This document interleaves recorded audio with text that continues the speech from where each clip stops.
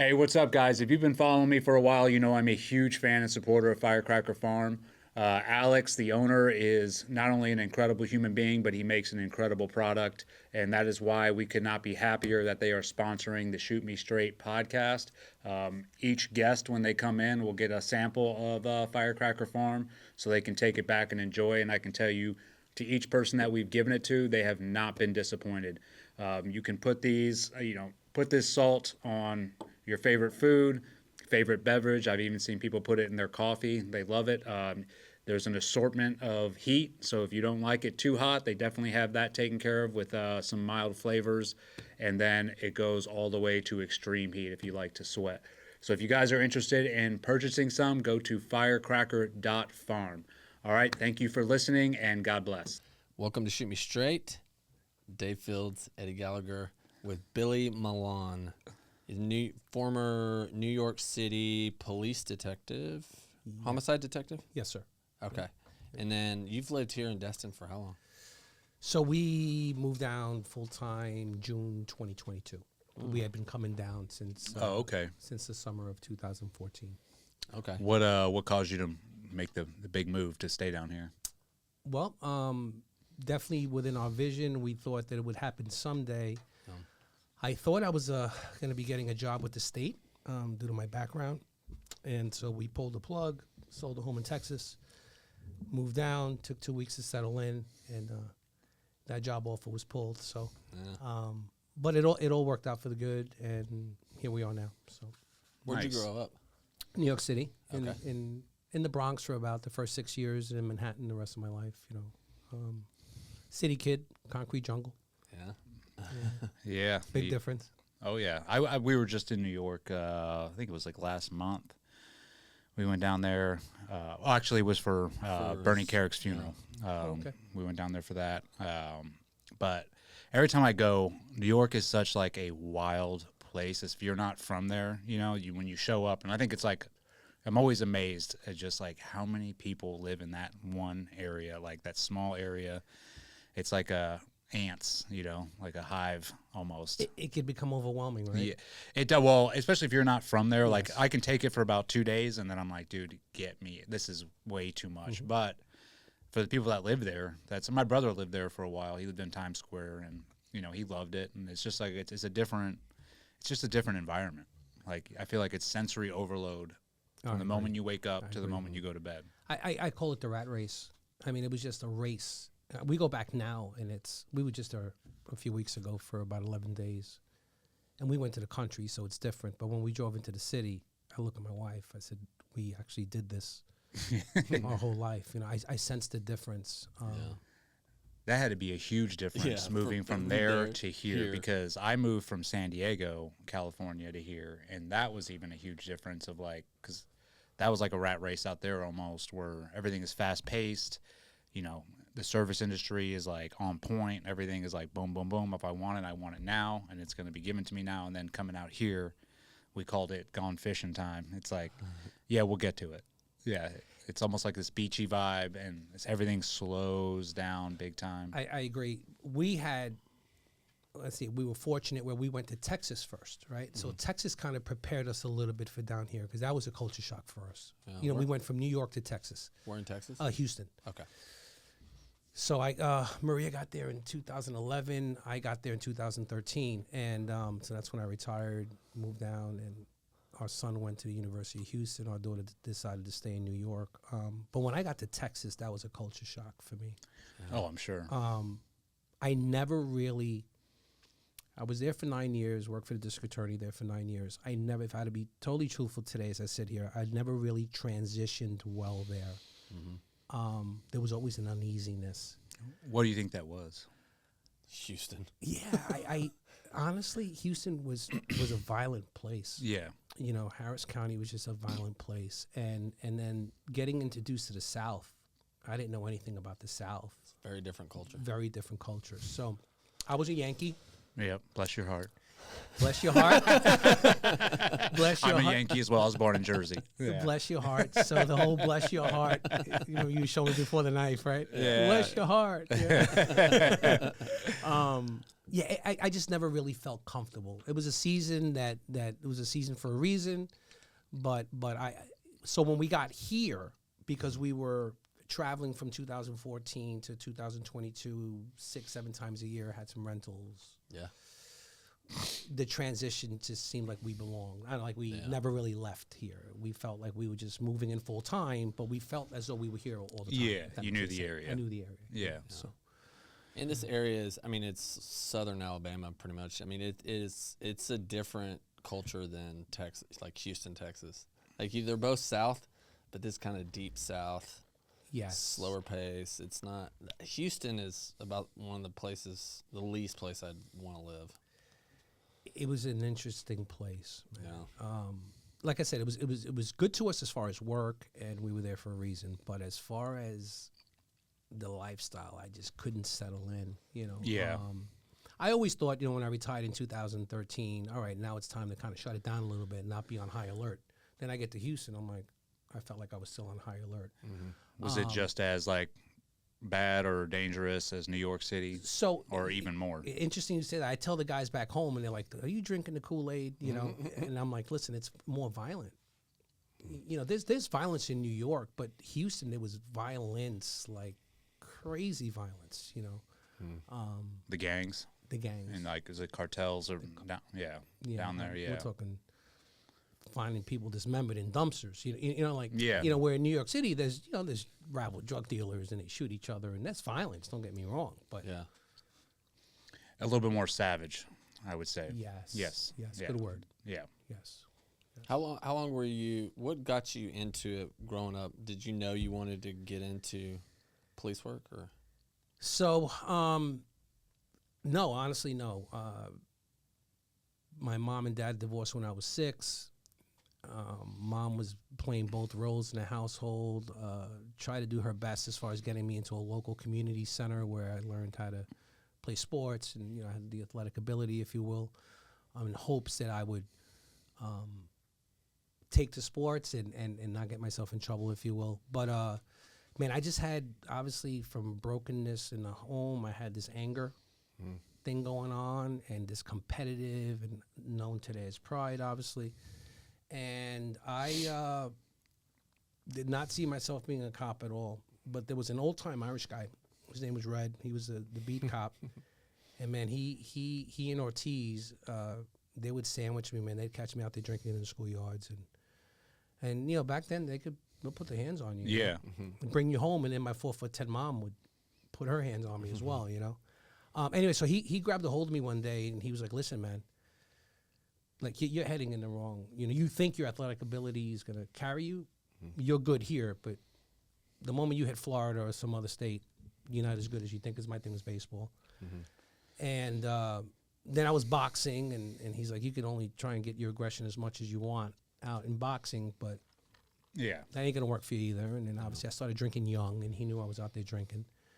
And so he challenged me to have 2 number 2 pencils ready one morning, and he met me and he took me to take my first police exam at 16 years old, and I got an 88. And then he challenged me 2 years later at 18 to take the second exam, and I got like a 92.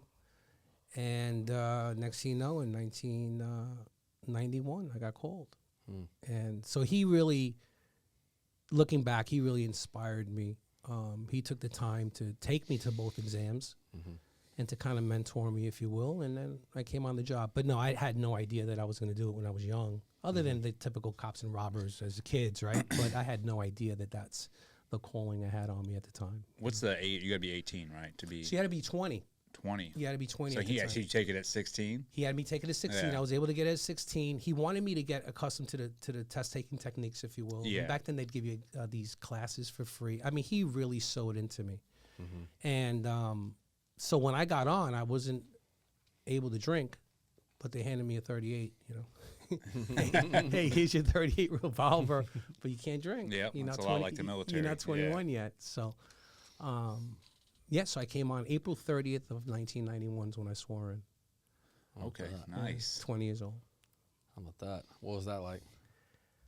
Exciting, different. By then, who was in single A, double A ball from the neighborhood, who was in jail, who unfortunately was killed, dead, you know. So I felt like me and a handful, you know, firemen and cops, you know, the neighborhood, you know, our neighborhood was known as Yorkville, Little Manhattan community, and you were either going to jail, getting hooked on something, or become a cop and a fireman. So I want to be a cop. So Who was the mayor at that time when you joined? So I'd like to say I think it was Dinkins. Okay. I think it was Mayor Dinkins. Giuliani was what? Giuliani was Was he in the 80s? 90. I'm going to say 97, 98. Okay. Well, because That's right. he was mayor during. Yes, 9/11. that's right. I'm sorry. Yeah. Yes. In the mid-80s. 97, yeah, late 90s. 98. He by far, my personal opinion, by far was the best mayor I ever worked for. Yeah. Yeah, he cleaned up that city pretty well. Yeah. He gave us the resources to do it. So you were in the force leading up to him coming in Yeah. and actually cleaning the city. And So you must have been in the force when it was like running wild. It was down coming there. out of the 80s, right? So Yeah. you had the cocaine. So I came on in 91. And in 91, it was an interesting time because you could still, hear me, you could still crack open a tall boy in the lunch area. You know, you weren't walking around the precinct drinking beers, don't get me wrong, but you could still go in and have a sandwich and crack open a cold one. yeah. And the old timers would expect you to, right? Like they would, that was your test, right? Yeah. And I'm embarrassed to say it today, but it is Oh, what it is. it's the way. I mean that It is what that it is. was like a cultural, generational thing, because it was the same way in the military too. It's like when you're not working, or even if you're at work, hey, you better have some beers with the fellas, or else we can't trust you. Exactly. Yeah. And so that was in 91. It was still that way. The whole cocaine craziness, there was still guys, because, you know, we had the dole test. And, of course, if you came up dirty, you came up dirty and you were fired. But the whole cocaine thing was like late 80s still, you know, 88. You're just coming out of it. Yeah, just some crazy times. Yeah. You know, I mean. New York City, remember Bernie Carrick said New York City led. It was like Los Angeles, Chicago combined had more homicide like in the 80s. Yeah, it was crazy. When I was doing some cold case work and I look back in the boxes, I mean, yeah, a lot from the late 70s, 80s. Yeah. Yeah. But Giuliani was he's just a great man. He was so smart. He was a smart businessman, man. He gave us zeros in contracts. Like we got zeros from that man. 2 or 3 zeros, right? Well, meaning we didn't get raises. But we worked our hearts off because he promised to protect us. Yeah. Yeah, he had your He back. gave us he had our back. He gave us the room. You know, we had this street crime unit. It was 100 of us, and I'll never forget it. He brought us into this room, and he gave this speech, and he was like, "I'm being told you're 100 of the best. I need you to take the city back." You know, Come on. and we were like, "Talking about me? You know, you're in your 20s, man. And this guy's telling you take it back." Like game on. He said, "Don't commit crimes. You know, don't, Yeah. but take the city back. Yeah. Come on. I want to make this the safest was that city in America." he implemented the stop and frisk? Yes. Right? Yeah. Stop and frisk. No, we were stopping. I mean, I look back today. You know, our daughter's on the job and things have obviously changed, but like we would stop 200, 300, 400 people a night, Really? all night long. That's what you did, man. From 6 p.m. Well, really, we'd start at 5:30 at night. We'd have dinner, and by the time you hit the street, with like let's say realistically 8 o'clock at night, from 8 o'clock at night to 2 in the morning, you were just stopping people all night long. Wow. You know, but it made the city safe. Yeah. You know. I remember that was a big deal. People were like upset about it too, right? Because they were like, "Oh, our rights are being violated. Yes. These cops are just stopping us." But at the same time, it's like, dude, if you let your city get to a point where it's uninhabitable and people are scared to live there and there's drugs rampant, it's like there's only one way you can go. And yeah, it's like, sorry if you feel like your rights are being violated, but this is what it takes to clean this area up. Yes. There was a lot of folks that were not happy with it, obviously. But it was more, obviously, the neighborhoods we were being sent to, right? They would do the stats, and they would say, okay, tonight you're going to be in the 4-6 precinct in the Bronx, and it's like the 4-6 is 1.8 miles of fill in the blank, you know what I mean? It was bad. Yeah.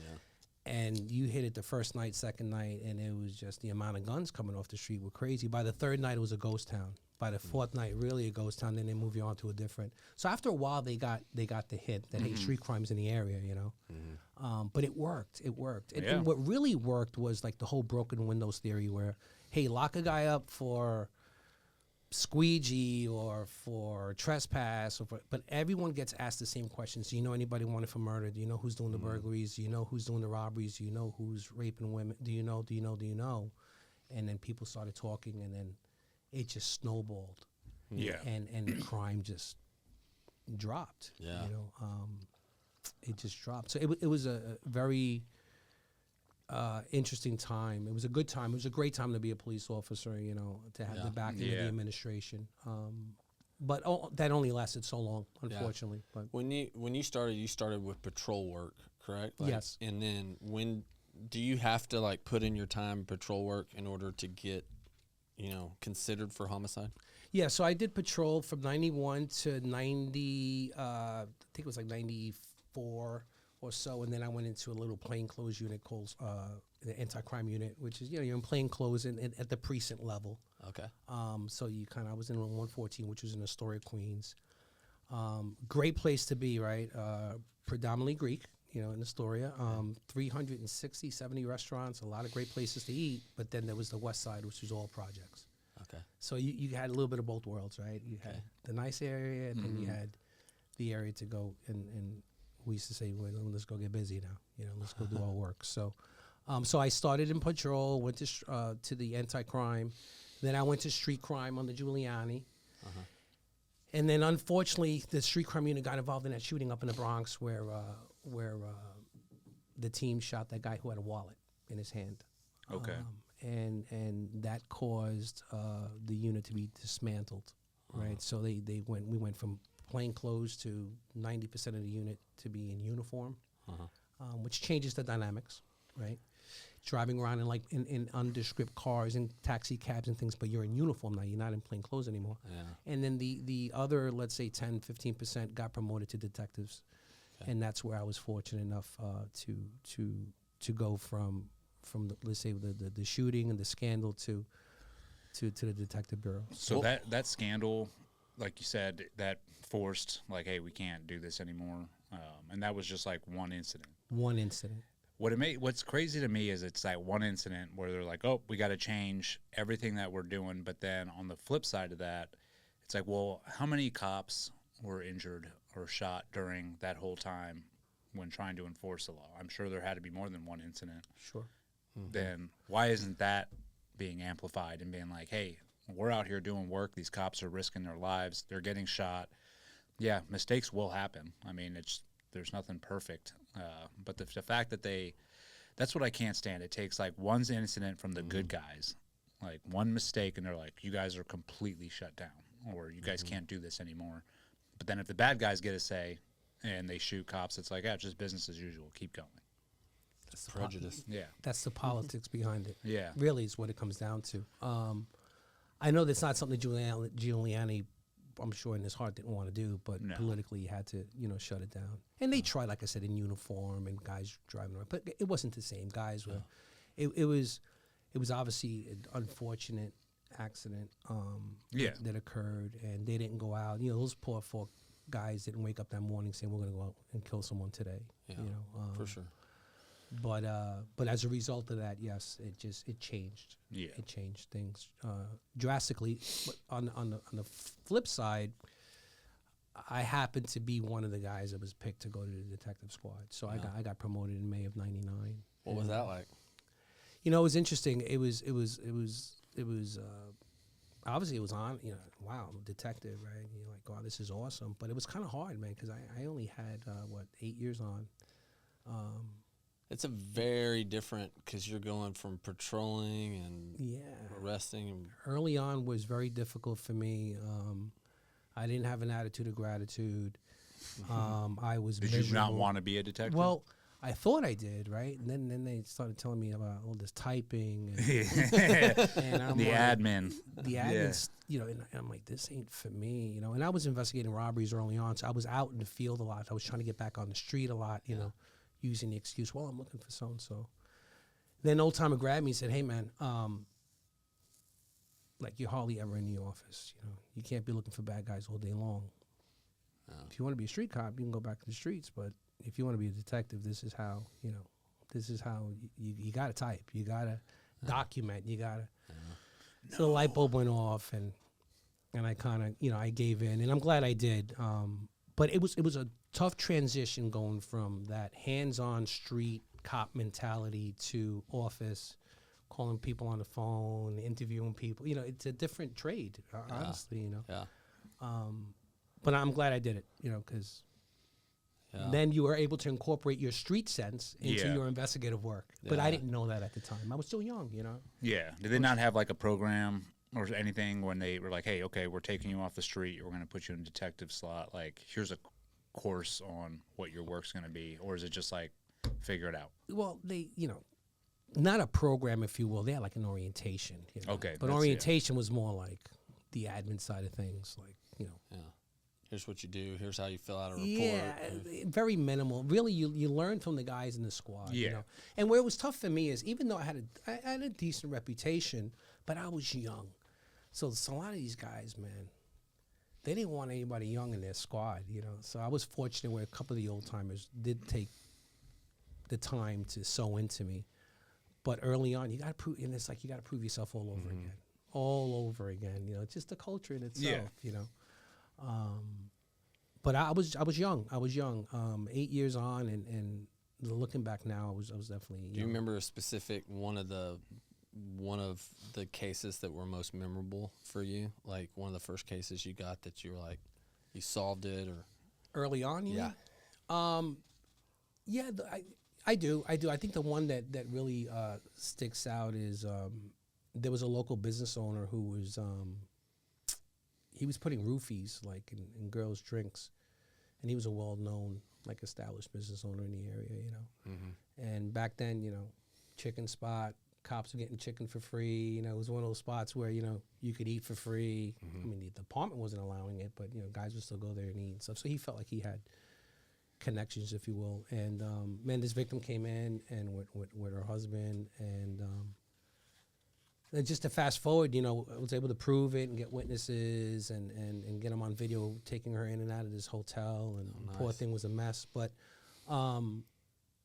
so I say all that, it was memorable because it was good work, if you will. Early on, I was like, oh wow, you know, it's one of my first ones. But he beat me in court, you know. So it was memorable all around, where I said, well, I'm not getting beat in court anymore. You know, you learn. You got to learn. You got to become a master, if you will, at your trade. So.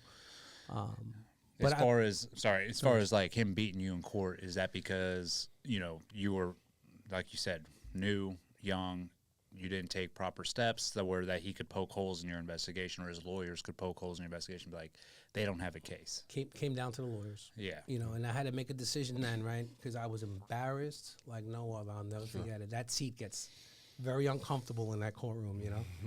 And the lawyers, you know, just poking holes. Yeah. You know, not anything I did intentionally, but rushing and the excitement. I got this guy. I got him. You know, but with that comes time. So, but I remember that because, you know, I remember like saying to myself, man, the husband was keeping it cool. The poor girl was obviously broken, victimized. I couldn't imagine what she's going through. Then I'm saying to myself, back then, I'm going, if I was this dude, man, I'd be looking for this guy to, like, you know, handle this myself, you know, kind of deal. So, so that was one of the ones that early on stuck out. Cause what do you think your biggest lesson learned from that one is? It's not, because you said you were like rushing. You know, I think I got emotional in it. You know, emotions, if you will. Because that's got to be tough. And that's the one thing I wanted to ask you, since you do have that background. Is like when you come into, like, you're given a case, like, let's just say this woman, you know, and I'm not saying this happened, but she comes to you and she's like, hey, this guy's been roofing me or doing these things, and she comes with these alleged, you know, accusations. After hearing her, like, come in and verbally tell you all these things, it's got to be hard not to, like, emotionally get on her side and be like, okay, we're going to go find this guy, rather than you're supposed to go into it with, all right, let's see if she's telling the truth. let's see, clean slate. And I think that's got to be a difficult thing to do, because I find that like there's a lot of investigators, that's where they do mess up, is where they get emotionally attached and they already want a predetermined outcome, and that's what they're hunting for.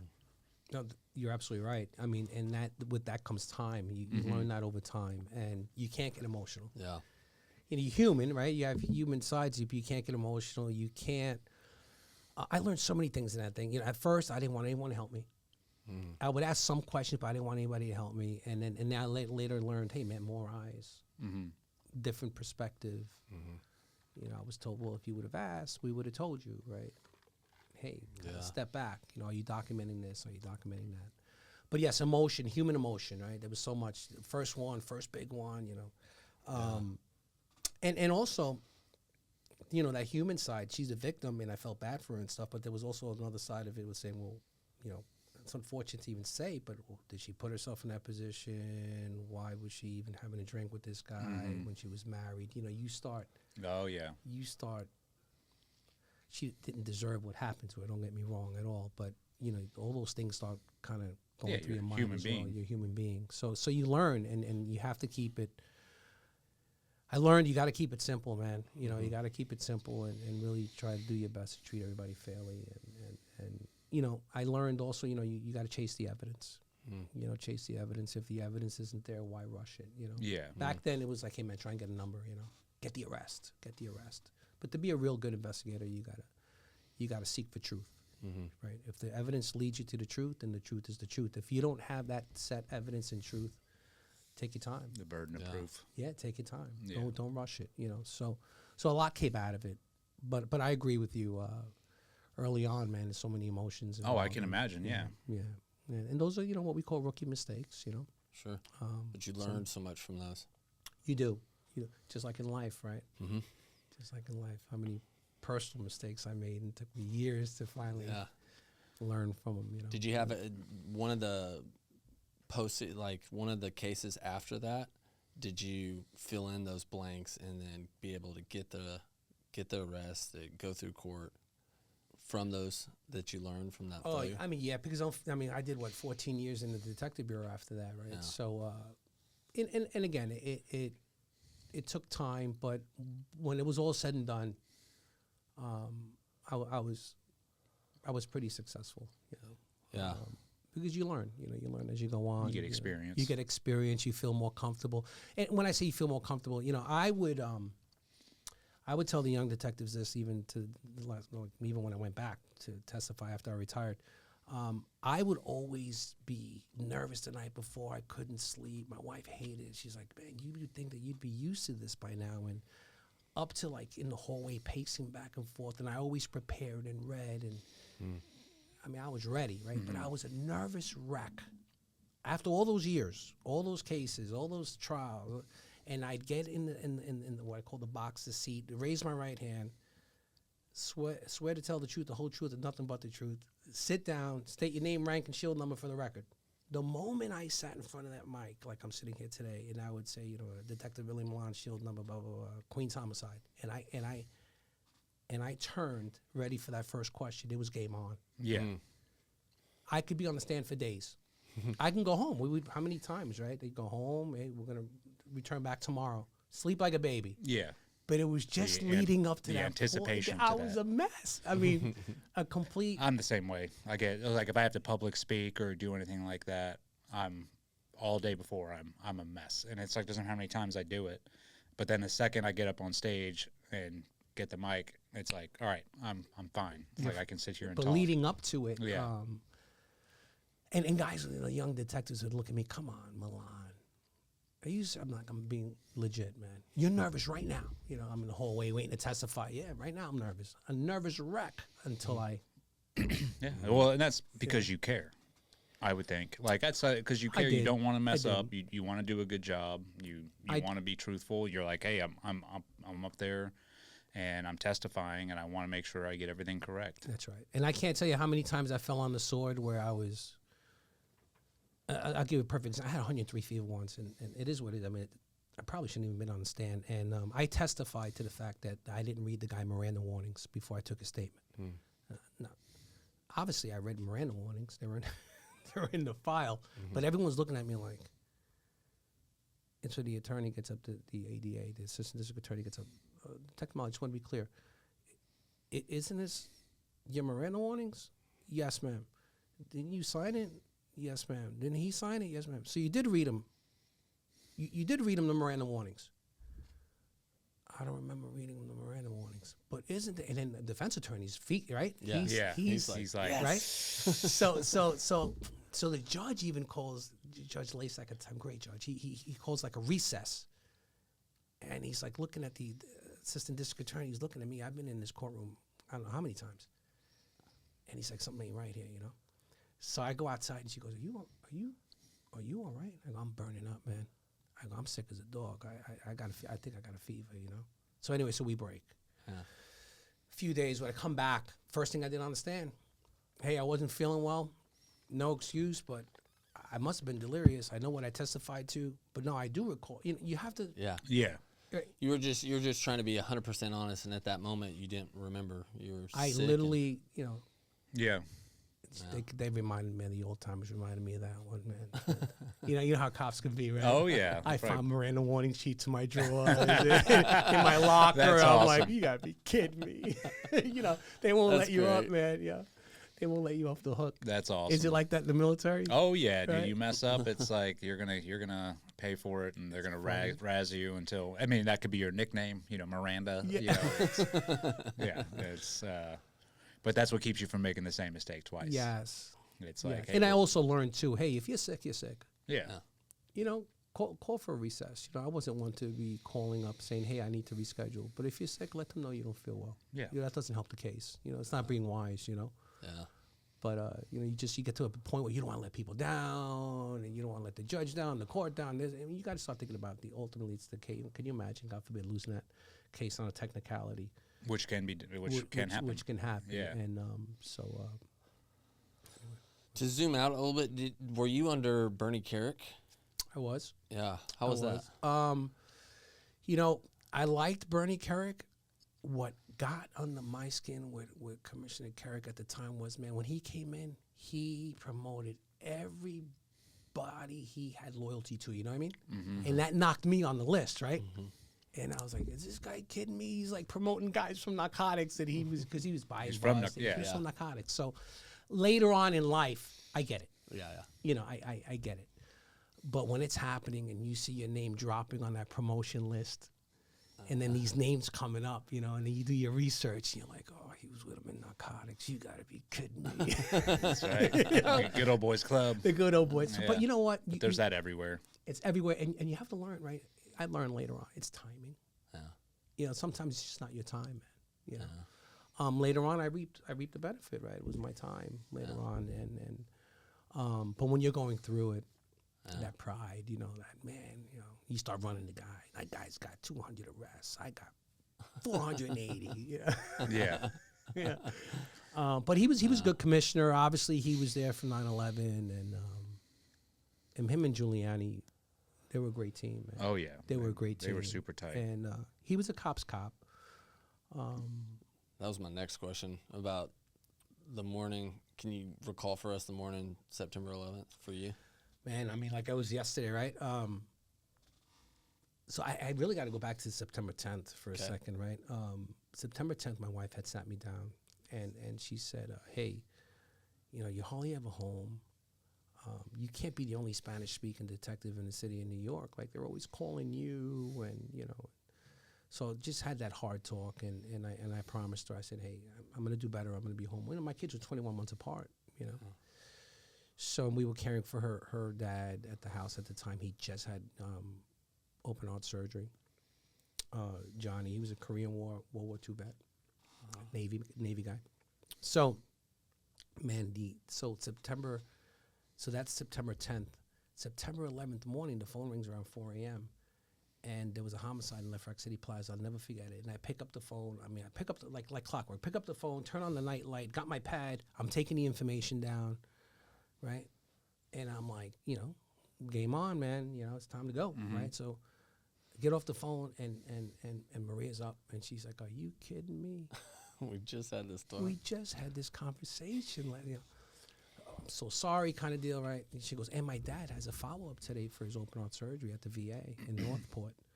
So I call back, and it's like, hat in hand, "Hey, Sarge, I'm sorry, man. I can't do it. I can't go. You know, I can't go." I said, "My father-in-law has a." Fast forward to the morning time, I'm getting ready, and Johnny comes down and he says, "I don't think we're going to make it this morning." I said, "No, we're going to make it." I said, "Well, we got enough time." He goes, "No." He goes, "A plane just hit the World Trade Center." And I'll never figure out, I'm putting my tie on, and I'm looking through this glass window in my living room, and I look, and I go, "Did you take your meds today, Johnny?" He said, "I took my meds." He goes, "There's something going on." He goes, "A plane just hit the World Trade Center." And then sure enough, as I turn on the TV, because our bedroom was right there, we had this nice little split level house in Long Island, man, the second plane's hitting. And then it was just game on. After game that. on, right? Yeah. Game on. So that's my, obviously life changed after that. So. Hey, what's up, guys? So when I'm not doing the podcast, I'm doing a lot of traveling. I put on training all over the country for LE and civilians. I also travel a lot for my nonprofit, the Pipe Hitter Foundation. And as you guys know, travel, going back and forth, can wear you down. But this past year, I have found the antidote. So let me put you on to Aquavita, Destin's premier IV therapy and oxygen bar. This place is owned and operated by a board-certified ER physician with over 23 years of experience, so you know your health is in good hands. Every IV drip is mixed to Board of Pharmacy standards and backed by CDC-level infection control. Whether you're dealing with a fatigue, a hangover, jet lag, stress, immunity issues, or even PMS, they've got custom vitamin drips and boosters tailored just for that. When you go inside, the place is pretty awesome. It puts you at ease right when you go in there. They have comfy lounge chairs, which are perfect for singles or couples, full group sessions. And you can even book the whole space for bachelor or bachelorette parties, race day recovery, or wellness events.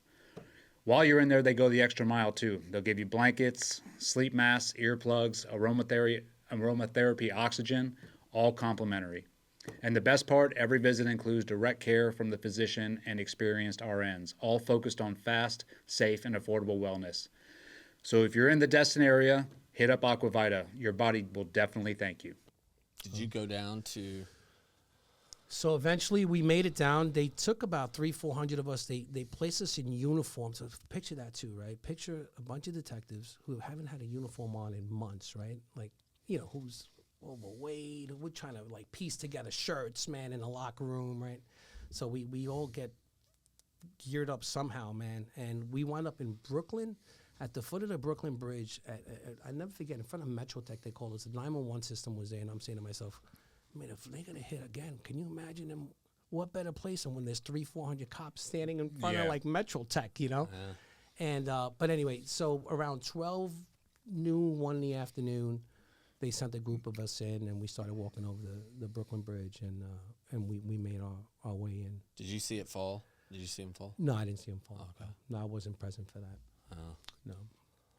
But there was going over that bridge, man. Watching people walk over was surreal, man. I don't even want to call it a movie. It was just weird, man. Yeah. Watching people covered in Armageddon. covered in soot and women holding their bags. And as you're walking over, man, you see I describe it as people's desks and livelihood was in the air, man. Yeah, it's unnatural. Unnatural. That's Yeah. a great way of putting it. It just didn't seem real, Yeah, Yeah, I don't know how I can't imagine. I don't know how else to explain it. Yeah. It just didn't seem real. And then when you get there, you're like, This is insane. this is insane. It's man, I know, guys, I pray that we never have to go through that again. Yeah. I love when people that were in New York City during that time describe their day, just because I think it's good for generations to remember it. Yeah. I mean, it's something that, my kids have no real grasp on 9/11. And No, I think, that day changed the course for people all over the country, and what they were doing for the rest of, the next 20 years. It affected the lives of the cops and firefighters that were there that day. It affected their families. It affected the people of New York for sure. But then The military. the military, my whole career trajectory, like, because I joined in '99, Oh wow. and then I was on the rifle range I was with the Marines, and when that happened, and we got told like, hey, we're going like immediate, like we're going to war, and we ran back, packed our sea bags, and sat there, and then pretty much Eddie got excited. He was like, yes. I mean, yeah, well, that's our job. We're like, dude, let's go. And I mean, that's the next 20 years. That was it because of that incident. Yeah.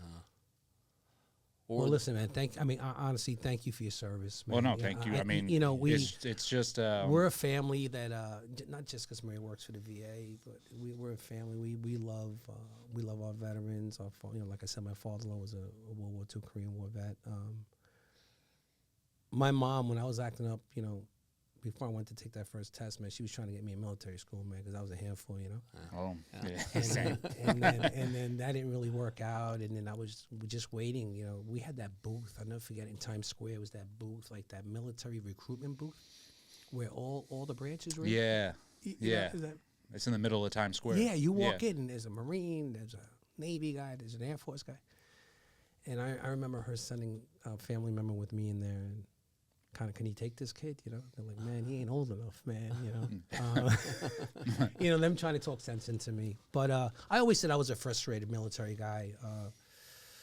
But man, we admire our military, and I could only imagine, when you guys, when Bush came down, man, with them firemen, man. Oh yeah, plant that flag. He planted that flag, man. That was it. And he pretty much said, "We're going. We're gonna go. Were you there? We're gonna take care of business." Yeah. Yeah. I was there that day. Yeah. I was there, man. What were the days preceding, even though you weren't near ground zero? You go from recovery you go from rescue, or you trying to rescue early on, and then unfortunately you go to bucket brigade. Just everybody across the country that was the other thing too, the way people came together. Mm-hmm. The iron workers, Everybody, man. Everybody was on board. You're working alongside a guy that you're just pulling buckets, man. Just rubble. Surreal. It was, for me, I guess it was probably it was the most patriotic time of my life. I don't even know how to. And that's what's crazy about that time is like we all wish, it's like, dude, I wish we could get back to September 12th, 2001 without a September 11th, 2001. You know what I mean? Because it's like everybody was on the same page. Man. It was patriotic. Everybody's like, dude, we need to come together. It just seemed like people might not agree, but back then with each other. But back then it was like, hey, we just got attacked. Our nation got attacked. We're on the same team. That's right. And that was, it was with that tragedy, obviously with most tragedies becomes beauty, right? Like that was a beautiful thing to see happen. And I think that's what we wish we could get back to without having that tragedy. I'd have to agree with you on that. Yeah. It was just, I remember the first time getting on an airplane, we were flying down to work a case. I forget where we were going, and the pilot announced, this never happened, the pilot announced to the folks on the plane, hey, ladies and gentlemen, just like to let you know that we have 3 of New York City's detectives on the flight with us today, and man, the place just.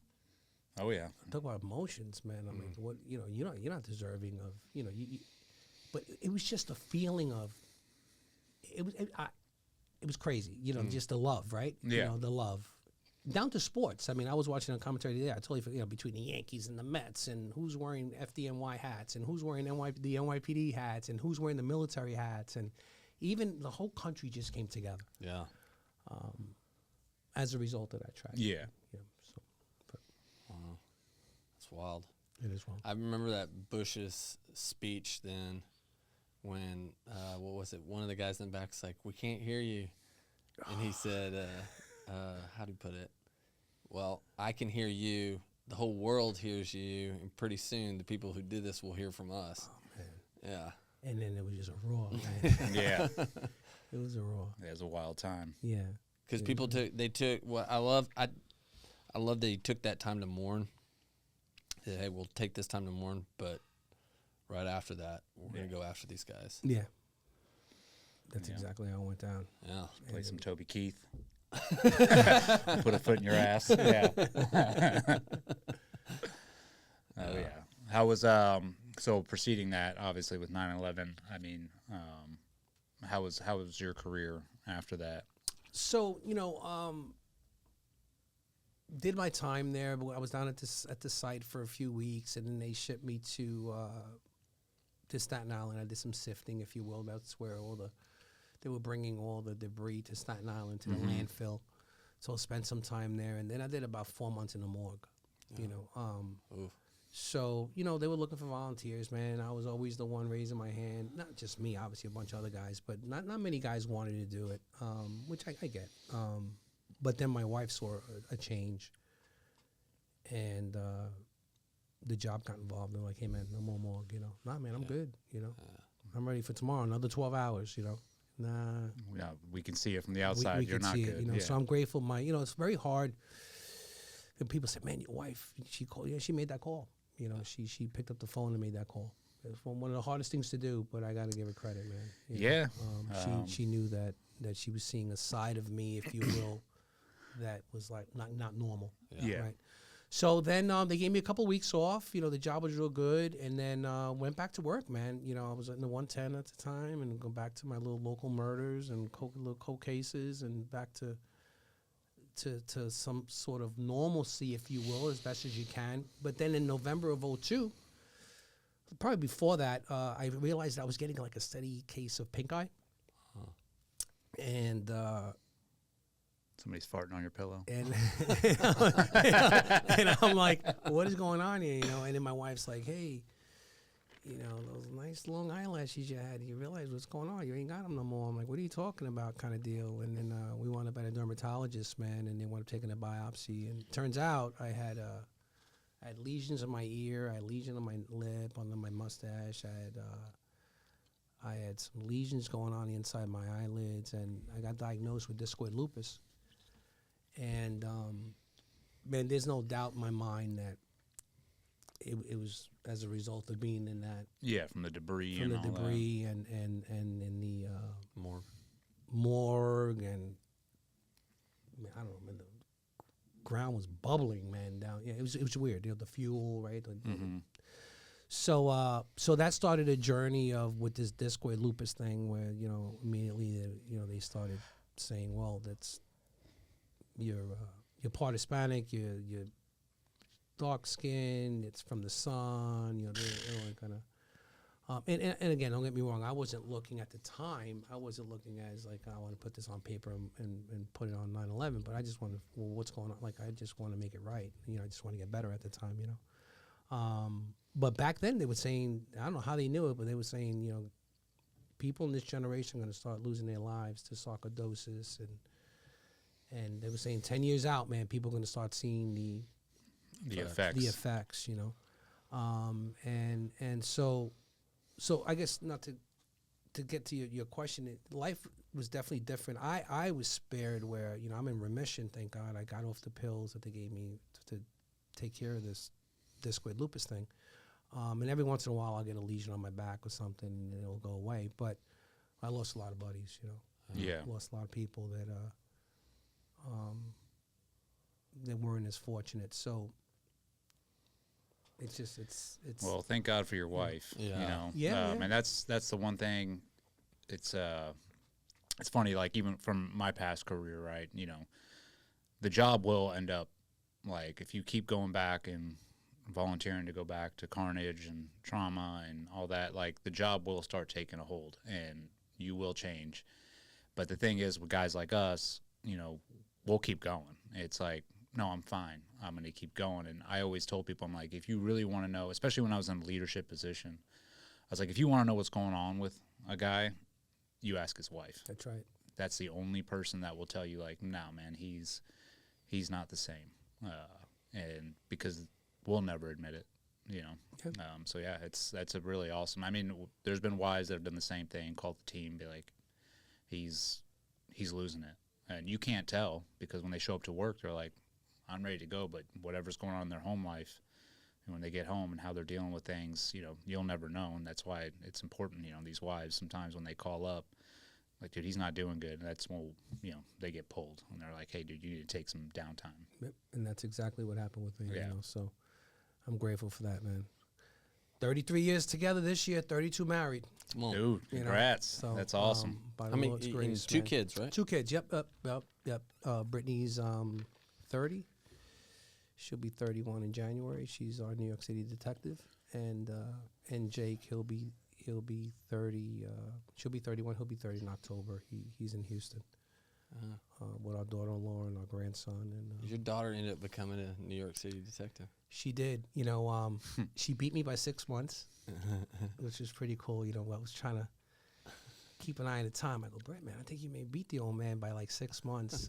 But she got on. She got promoted last year, and she's assigned to Manhattan. And man, she was able to locate my shield and asked the gentleman who had it if he'd be willing to give it up, and he was willing to. And she's carrying Dad's shield, man. That's awesome. That's pretty cool. So it was pretty awesome. Yeah, it's sometimes I look back, it's surreal. I never thought she was gonna come on, but she came on, man, and she's a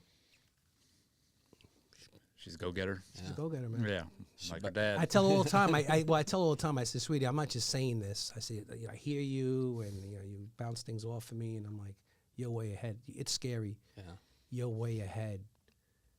Yeah. Now with technology too. You know what I mean? Yeah, these kids, man, I say kids. She's Yeah, not a kid, yeah. but it's like, yeah, they as much as I think we bitch about this generation with their technology and they're like, oh, it's like they're not going outside, they're not doing these things at the same time. I'm like, they're a lot smarter than we were in figuring out problems and getting through stuff. Yeah, the things that she comes up with sometimes, I hang up the phone. I'm like, man, that was pretty sharp. Man. Yeah. And now we're investigative now. Obviously DNA is a big thing now. Mm-hmm. And the technology now is just surreal. But she's got that old school in her, which I like. She pounds the pavement. She looks for video. She talks to people. She's very, very personable. So as a father, I'm proud of her. That's awesome. I'm proud of her. That's cool. Keep her in prayers, right? Of course, like, Lord, please cover her and all those that she works with. But and she enjoys it. I always told her, just like I tell Jake too, hey bud, you enjoy your finance world and what you do, and it's not work when you enjoy it. The money will come. Well, yeah. The raises and the money will come. But when you really enjoy and you have a passion for something, it doesn't even feel like work, man. So, and it seems like they're both passionate about what they do. That's good. Yeah, I think that's the hardest thing is to find something that Yes. you're passionate about that you can get paid for. That's it. Yeah. That's it. Yeah. Do you miss it now? Do you look back or when you're talking with your daughter and think, oh man, I miss. So I was there. I'm not there anymore. Yeah. Right. I was there. I'm going to say, what really brought that to light, if you, that's a great question, was when I came on here in 2022 with the local sheriff's office, right? Back in uniform, very humbling, man, right? We're in a bubble. Policing's changed. You can't just put your hands on people. Yeah. Big Papa's watching, right? Cameras, dash cam, body worn cam. I didn't have body worn cameras, when I Imagine if y'all did back then. we wouldn't be able to do the job we did. Yeah. I'll be honest with you. Yeah. We wouldn't. Now, I'm not saying that we were out there, people all the time, oh my God, New York City, you were probably beating people over the head. I'm not saying that. But we put our hands on you. Yeah. We got your attention. Don't make us run. Yeah. Right? Then it's going to get worse. Yeah. Back in the day, right? I mean, Yeah. I think now, and I'm like, Lord, man, thank you. Yeah, right. But don't make us run. That's the way we were taught, right?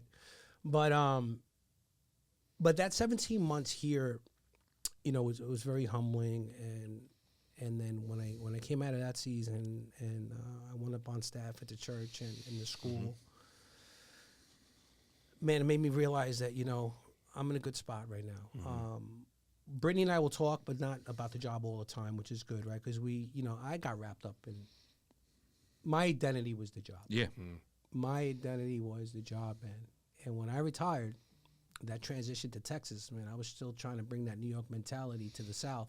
Yeah, they're like, nah, we ain't having that. No, Yeah. man, that's not working here. You could bring your experience, but the mentality is different. I just realized that my whole life was around policing and detective work and this and that. So I say all that to say that once I was able to transition here, I miss folks, I miss people. There's 5 cases that I left unsolved that I pray for every day that someone solve them, and just to bring some sort of closure to those families, because that's the other thing with investigative work is you get close to families. Yeah. And I chose to do that. Not everyone does it, but I was taught that way, and I chose to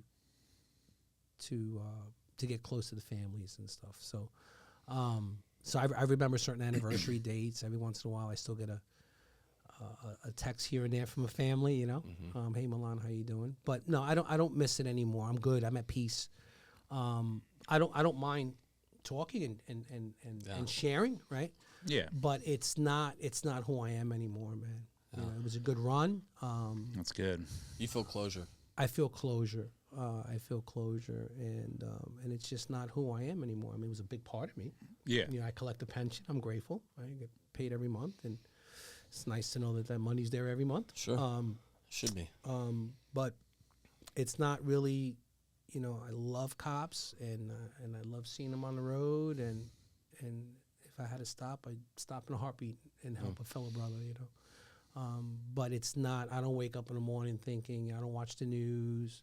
Every once in a while, if there's like a high profile murder or something that's going on, oh yes, so-and-so was missing or something, I'll find myself like looking into it. Like looking into what the media's saying and this and that, I'll make a comment to my wife like, man, that poor girl's probably going to wind up buried somewhere or whatever. And then I catch myself, I'm like, Billy. Yeah, but that's natural. Someone else is working that. Yeah. Let it go. That's a natural thing, though, man. It It's go. like it's still part of you. Like you're gonna because you did it for so long. Yes. But it's good that you catch yourself and you're like, all right, I gotta pull because I gotta do the same thing. You do the same thing. Yeah. I mean, it's letting go of what you were for so long, and especially when it is your identity, and that's the other thing. When you do jobs like yours and jobs like that, like the one I had in the military, I don't think there's any way you can do that job without it being your identity, right? Otherwise, you're not a good cop, or you're not a good detective, or you're not a good SEAL, Green Beret, because that's the big juxtaposition where guys are like, it's so hard for guys to transition out because that is your identity. They're like, whoa, maybe we need to change that, and it's like you can't. Like, if you want the best cop, if you want the best detective, if you want the best SEAL, et cetera, they have to be all in, like all in all the time. That's who I want out there investigating or protecting the people on the streets. But the con to that is once it's over, it's like, well, now you're going to have to reinvent yourself or find a way to let that go and to find gratitude of like what I have now. And that's a hard thing for guys to do. And I'm around the same as you where I'm like, that was in the past. I've let it go, but I still do. Every once in a while, you're like, I miss that. Like, go. Like, why am I not? Like, I should be doing something. But then I have to catch myself. Like, you know what, man? Like, you're okay. You paid your dues. Paid your dues, did your time. Yeah. I look at Brittany. Last week, I don't know. I think 3 out of 4 days she was going. And I'm like, man, I'm grateful I'm not there anymore, But I get it. Yeah.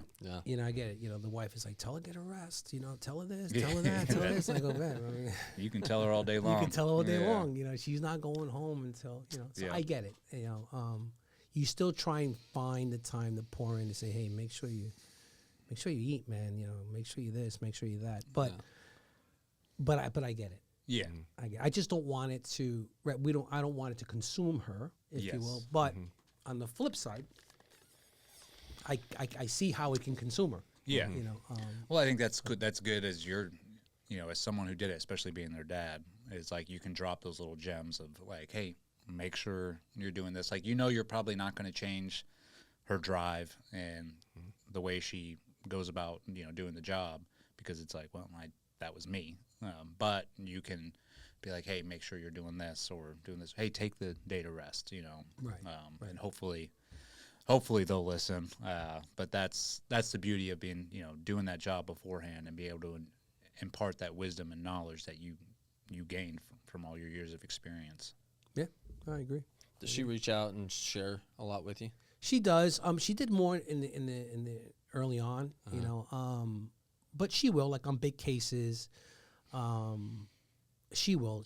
But she also, I feel as though she has created a certain healthy boundary as well, right? She doesn't want to call me and bombard me with everything, right? Okay. It's got to be tough for her too, right? You know, she's a woman, right? She's a good-looking girl. She's on the job in a detective squad. She's got she's got a little chip on her shoulder, man. I tell her you gotta tone it down sometimes. Sometimes she calls me up. I'm like, well, I'm not gonna go over that. I'm not gonna. I always ask, how much time does the guy have on? With whatever you're having a struggle with. He's got 20 years on. He's got 20 years on, huh? Yeah. Just I'm not saying everything he's saying is right, but honor the fact that he's a senior guy. Yeah. So. But I think she keeps a boundary where she does reach out when she needs to, but it's not all, which I'm kind of grateful for too. It's not all about the job. Yeah. But we're close. We text every day and things. But when it's go time, and she has a question, she'll ask. Yeah. I'm sure she. I wonder, from your side, she starts sharing details of a case or what she's working on. You start getting sucked into it. What about this? And what about There are times, I'll have to catch myself. That's cool. And like anything else, right? And it's only human nature. It's not, she'll ask and I'll say, hey, make sure, whatever. Right? Yeah. Make sure ABCD, and then she says, Daddy-O. She goes, Daddy-O. She goes, I get it, but times have changed. This ain't your generation anymore. And a part of me is like, then why are you calling me and asking me that? But I've learned, that's because your generation sucks. I've learned not to say that. So honestly, I do more listening than anything. And then when she asks, I'll say, hey, this is what I've learned, because early on there was some back and forth. I'm like, I'm not going to lose my relationship with my daughter over this. I mean, she's on the job. I'm not. Things have changed. So I do a lot of listening, and I'll say, hey, so I don't know if this is going to work for you in the times that you're in now, because I'm sure things have changed like you've shared with me in the past. But, I keep going back to old school, man. Hit that block again. Knock on doors. Do this, do that. Do this. If it works, great. If you can't, I get it. But this is what I would do in my time. Yeah. But I know times have changed. You see the difference? Yes. I had to take time to learn that too, because early on, I felt like, well, she's asking me, so I'm going to tell her. That's a good approach. And then she would respond back with Daddy-O. Can't do that. Can't do that no more.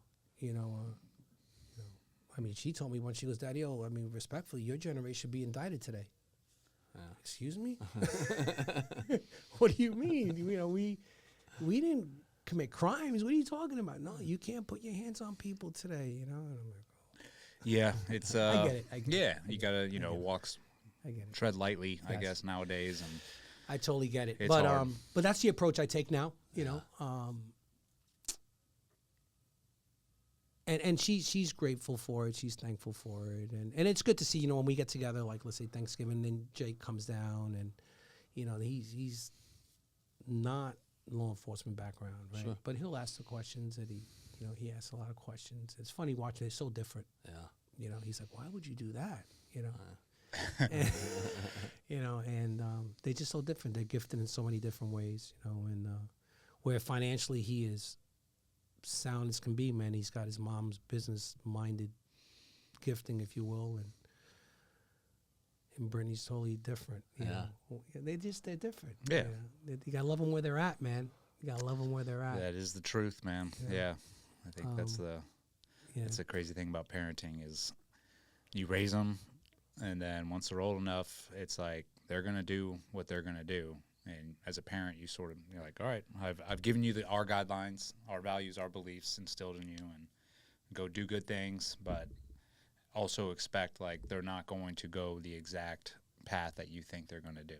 And I think that's one of the crazy things about parenting is when you get to that point, you're like, all right, like this is it. This is what you're doing. Okay. And just praying for them and loving them and supporting them in whatever they do. That's right. And then now it's interesting. Now we're we call our home the little nest. You know, we kind of downsized and we're like, it's my wife and I, and it's us, man. It's Yeah.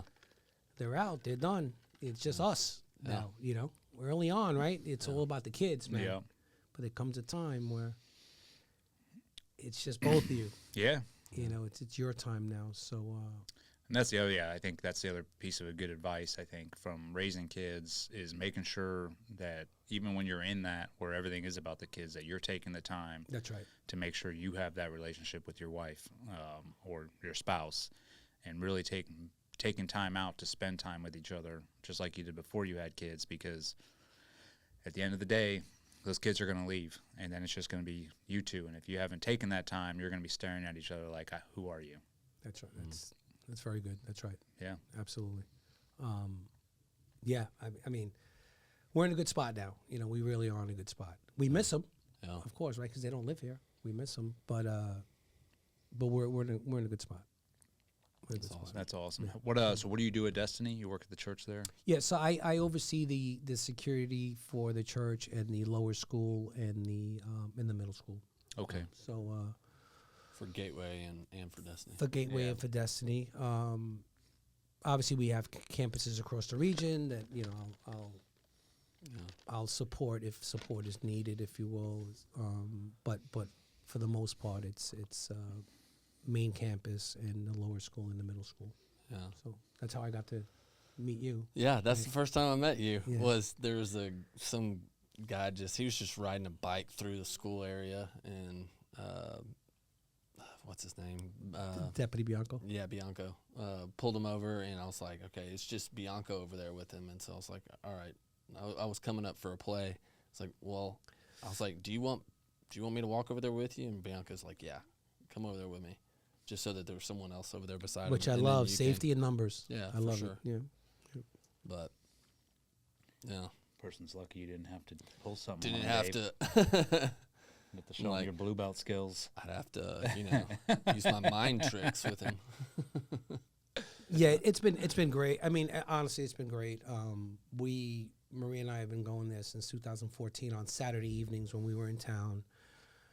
But when I was given the opportunity, I knew that was a good door for me to. Yeah. That was a door that the Lord was opening for me, without a doubt. Because I will forever be thankful for the local sheriff's office for giving me the opportunity.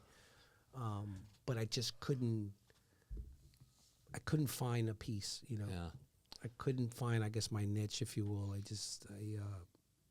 I couldn't, and you know what? Like, the kids grabbed me and said, hey, Dad, maybe it's time. Yeah. I'm like, time for what? Maybe it's time to give up law enforcement altogether, It's all right. 33 years is a good run, Yeah. and it was a good move.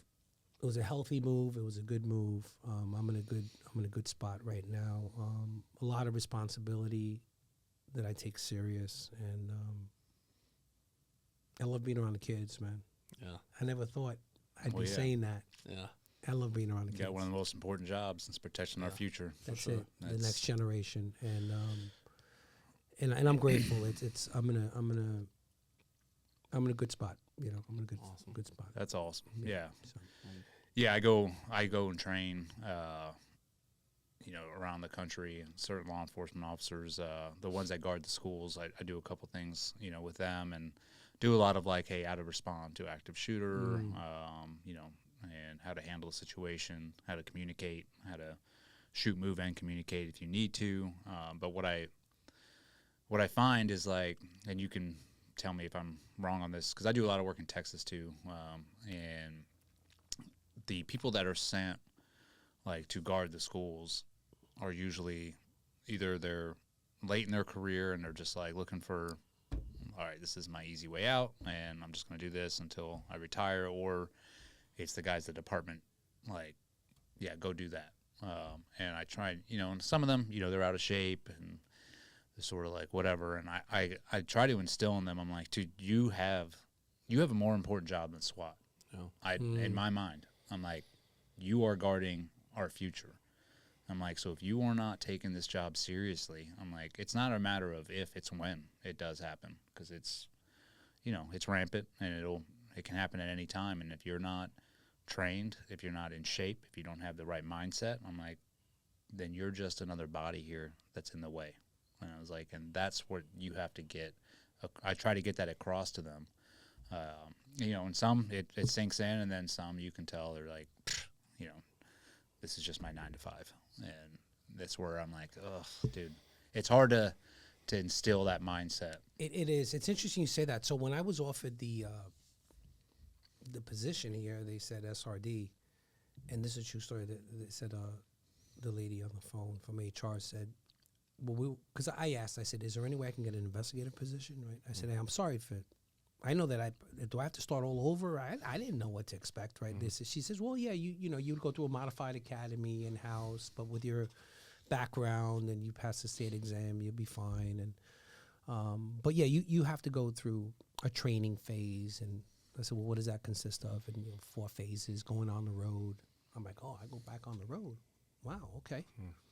That'll be different. I was very honest up front. I haven't been on the road in years. Yeah. I haven't even put on a gun belt in years, right? To put on uniform. Like, we doing stop and frisk still? It's so They're I'm like, wow. what? And my wife is in the kitchen. I'll never forget. She's like going like this, like, yeah, just take it, right? But she said, we were thinking about SRD. And I said, SRD, I said, is that, I'm not a big, at the time, I go, I'm not a big TAC guy, because in New York we had the emergency service unit, the ESU guys, right? Those are our TAC guys. I go, is SRD like a SWAT position? And she starts cracking up, right? She goes, no, it's school resource deputy. And I'm like, a school cop? Yeah, And she said, yeah. And she said, Monday to Friday, 7 to 3, 8 to 4, depending what school you're on, assigned to. And my wife is like, she's like, jump on it. But to go to what you're saying, Eddie, yes. I learned a lot because I came from a big city, and obviously the DA's office was totally different. So we were on the prosecutorial end of things and doing those different investigations. But in New York, compared to the South, believe it or not, they do train differently. oh, yeah. They train. Because I train up north, so and they I train know. differently. And so I learned a lot coming here. But yes, there's a certain mentality that you got to be very careful with here. Is they understand the importance of guarding the schools, but what's good that the sheriff is really big on training when you're out of school. Like in the summertime, people don't realize they're up there training with the training people, and SWAT guys come in and they're trying to now staying healthy and in shape. That's a personal thing, right? Where I believe, and I may get a lot of folks that may not agree, but I believe that there should be higher standards in law enforcement. Yeah. Now here they have the PAT course. They make you run it twice a year.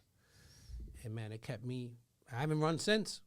I got to be honest, right? But it kept me, all right, I got to keep running and do a little running. I got to stay in, to pass that PAT course, So they do have standards. But I agree with you is that, when parents drop them kids off, and I open that door, well, them kids jump out, they say good morning, and they go in, and that parent drives off. People don't understand the weight of responsibility on me. No. Right? Yeah, You're in sure. you're like, yeah, you want them to learn. But you want a safe. You're the first responder. You want a safe environment, So so I believe that across the country, what you're doing as far as trying to teach these guys, and some are going to accept it, some aren't, like anything else. But the school resource deputies are so important. Yeah. And they should be training like the road guys or the SWAT guys, and they because you just never know when. Yeah, and that's the thing I don't think people understand is like when you have a job where you are defending lives, and then you can also have your life taken. There's never a correct amount of training. You can never train enough. You have to stay on top of it. That's right. Because it is perishable, and That's right. yeah, if you're not having that at the forefront of your mind of like, am I doing enough? Then I was like, you're failing yourself, and you're failing those that you're protecting. You're absolutely right. I've always, the way you prepare and train is the way you can act on game day. I mean, I'm constantly, and I speak for me. I'm find myself in scenario mode a lot of times. Yeah. Right. Like when I walk the upper school, more so, right? I'm kind of in my mind, in my mind. Am I able to get to what I need to get to in quick enough time? And I know those tough spots in school already, where they're interesting, and those hard spots where you Yeah, would the hope choke the kids. points. And we have drills, and we do after action plans. I mean, I'm not saying since I've been here at all, but we've come together as a team, and we're constantly running the drills, asking teachers for their input and their opinion. Some of the stuff you read, you're like, interesting. Some stuff jumps out. Wow, we should do that. That makes sense. Yeah. So we're definitely getting better as time goes on. As best as we, right? Safe campus environment is the best. We just got to continue to try and keep getting better and better. Like it should never, and that's what I was trying to get at. Yes. It's like that should never stop, ever. No. It should just be constantly evolving, because unfortunately, the people that do want to commit these horrible acts are going in there. They're evolving as well. Like, they don't think that they're watching and being like, okay, I know how they patrol. I know where they go. I'm going to work my way around it. It's just like the enemy did to us overseas. It was like, we had to constantly evolve our tactics, because they were like, okay, I'm going to use that against you. I'm going to do this. I'm going to do that. And if you don't have that on the forefront of your mind and constantly thinking about, okay, what can I do differently here to affect the problem, to solve the problem, then you're setting yourself up for failure at the end. And because you only rise to your level of training. I think people have this misconception, like, oh, when it does happen, I'm gonna react, and I'm gonna go in the red, and they're gonna be sorry that they ever messed. And it's like, no, dude, like, your brain is gonna go into fight or flight. That's right. It's going to be once your brain goes into fight or flight, your brain's going to just revert back to what it knows, and you're going to act on that. And it's the same. Doesn't matter if you're guarding a school, patrolling the streets, or if you're overseas doing the job over there. If you have not trained over and over and over for every type of scenario, then you are going to be mistakenly set back, because it's and shocked at what your response is. Yes. Yep. You think you're going to react a certain way. But when you go into fight or flight, certain things take over too. You lost dexterity, and all these other things will happen if you have not stress inoculated yourself. Well, because most people don't realize they don't fall into the whole auditory exclusion, tunnel vision. All these physical things are going to come into effect. Yeah. One of three. So 3 things I when I came, I said, see something, say something. I got from New York City after 9/11. Yeah. Right. That may have even been a Bernie Carrig Giuliani thing. They would play it in the announcements on the train station. Hey, if you see something, say something. Spirit of excellence, because I really do believe that the Destiny and Gateway try to do everything they try to do with a spirit of excellence. So we keep that, and together we're better, right? One person can't make all the changes. You know? It takes a village. So I'm not saying I'm going to take everyone's advice, but I'm going to definitely pick and bring it to and leadership has been very supportive.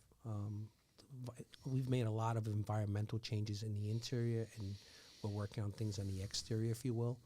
And it helps when you have the supportive leadership. Yeah. It big time. It really does help, because that shows the support and the importance of the safety of the kids. And it gives you the freedom to do your job, and to and the freedom to think outside the box as well. Okay, maybe I can affect it this way. And if your leadership has your back, then it's okay, then I'm going to go ahead and try that. It's when, and unfortunately, I've seen this throughout the country where the war on law enforcement, and then a lot of the leadership refuses to back their guys because they're like, well, if I do that, then I'm going to get in trouble. Well, then you're stagnating all the people below you, because they're like, well, I'm scared to make a move now because I know my leadership doesn't have my back. So if I do something, I'm screwed. And so I'm not going to go ahead and make a choice to do the right thing. They shut down. Yeah. They shut down. Yeah. See, that's where I'm grateful. It's interesting the transition. Well, I've gone through the transition now, but I'm a civilian.